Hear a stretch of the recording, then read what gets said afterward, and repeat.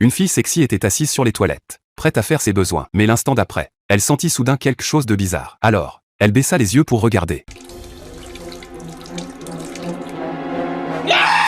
Alva n'en crut pas ses yeux et courut se regarder dans le miroir. Quand elle découvrit qu'elle s'était transformée en homme mûr, elle s'évanouit sur le champ. Difficile à imaginer. Il y a seulement un jour, Alva était encore une très belle femme, du genre à attirer tous les regards partout où elle allait. Mais elle ne se doutait pas que, un jour, elle finirait par devenir un homme. Elle n'osait pas en parler à sa famille. Elle n'avait d'autre choix que de demander de l'aide à sa meilleure amie, Camille. En la voyant, Camille la prit pour un pervers et sortit un spray au poivre pour se défendre. Elle pulvérisa Alva, qui dégringola les marches. Après avoir été aspergée, Alva avait la tête qui tournait. Mais elle n'oublia pas de prouver son identité à Camille. Elle révéla un secret de Camille et cria un mot de passe bien à elle. Camille finit enfin par croire qu'il s'agissait d'Alva. Mais elle ne se précipita pas pour aider Alva à trouver une solution. Au lieu de ça, elle voulait satisfaire sa propre curiosité. Alva obéit sagement. À sa grande surprise, Camille resta bouche bée devant ce qu'elle vit. Camille, qui voulait en voir plus, invita toutes leurs amies à la maison. Elle demanda à Alva de se montrer à tout le monde. Ce n'est qu'après que chacune eut bien observé qu'elles se mirent à chercher une solution pour Alva. Elles soupçonnaient une malédiction. Elles allèrent interroger les gens un à un. Mais après avoir tout vérifié, elles apprirent qu'Alva n'avait pas été maudite par quelqu'un, mais par une paire de boucles d'oreilles. En fait,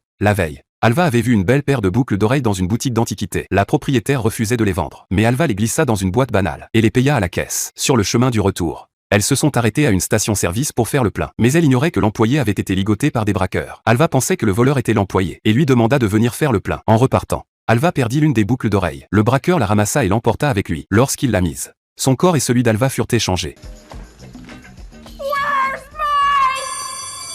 La propriétaire de la boutique d'antiquité expliqua à Alva que cette paire de boucles d'oreilles appartenait à une princesse, qui, ne voulant pas épouser un homme qu'elle n'aimait pas, utilisa la magie des boucles d'oreilles pour échanger son corps avec celui d'une servante. Mais elle ignorait qu'il fallait réunir les deux boucles d'oreilles pour retrouver son apparence initiale. Du coup, elle fut obligée de rester esclave toute sa vie. Si Alva ne retrouve pas la boucle d'oreille perdue, elle restera ainsi pour toujours.